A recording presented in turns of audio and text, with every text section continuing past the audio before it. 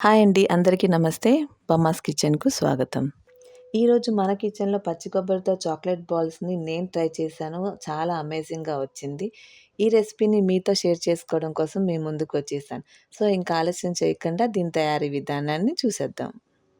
ముందుగా 150 గ్రాముల పచ్చి కొబ్బరిని తీసుకొని చిన్నగా తురుముకోవాలి. ఆ తురుముకున్న పచ్చి కొబ్బరిని ఒక ప్యాన్‌లో వేసి స్టవ్‌ని మీడియం ఫ్లేమ్‌లో పెట్టుకొని ఆ కొబ్బరి తురుములో 3 టేబుల్ స్పూన్ల పంచదార వేసి పంచదార కరిగి స్టిక్కీగా అయ్యే వరకు మీడియం ఫ్లేమ్‌లోనే వేయించుకోవాలి. ఆ తర్వాత స్టవ్ ఆఫ్ చేసుకొని 2 టేబుల్ స్పూన్ల మిల్క్ మేడ్ వేసుకొని ఈ కొబ్బరి తురుము మిల్క్ మేడ్ బాగా కలిసిపోయేలాగా కలుపుకొని పక్కన పెట్టుకొని చల్లారనివ్వండి. పూర్తిగా చల్లారక ముందే కాస్త గోరువెచ్చగా ఉన్నప్పుడే కొద్ది కొద్దిగా తీసుకొని రౌండ్‌గా ఉండలు చుట్టుకోవాలి. ఒకవేళ ఉండ చుట్టేటప్పుడు అది పగిలిపోయినట్లయితే ఇంకాస్త మిల్క్ మేడ్ వేసుకొని ఉండలు చుట్టుకోవచ్చు. ఇలా చుట్టుకున్న వీటన్నిటిని తీసుకొని ఓ 15 నిమిషాలు ఫ్రిడ్జ్‌లో పెట్టుకోవాలి.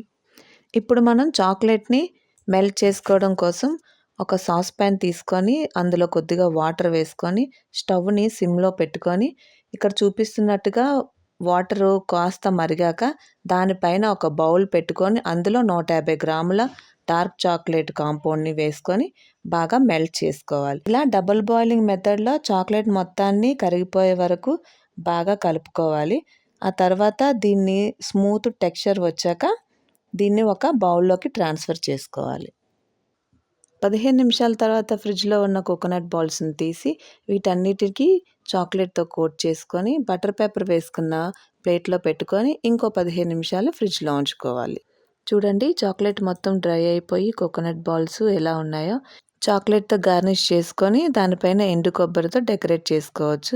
లేకపోతే మీ దగ్గర స్ప్రింకిల్స్ ఉంటే వాటితో అయినా డెకరేట్ చేసుకోవచ్చు. అంతేనండి, నోరూరించే కోకోనట్ చాక్లెట్ బాల్స్ రెడీ. వీటిని మీరు కూడా ట్రై చేసి ఎలా వచ్చిందో కింద కామెంట్ సెక్షన్‌లో చెప్పడం మాత్రం మర్చిపోకండి. ఇలాంటి మరెన్నో వీడియోస్ కోసం ఇప్పుడే బమ్మాస్ కిచెన్‌ని సబ్స్క్రైబ్ చేసుకొని పక్కనే ఉన్న బెల్ ఐకాన్‌ని క్లిక్ చేయండి. మరో కొత్త వీడియోతో మళ్ళీ మీ ముందుకు వస్తాను. అంతవరకు సెలవు. నమస్తే.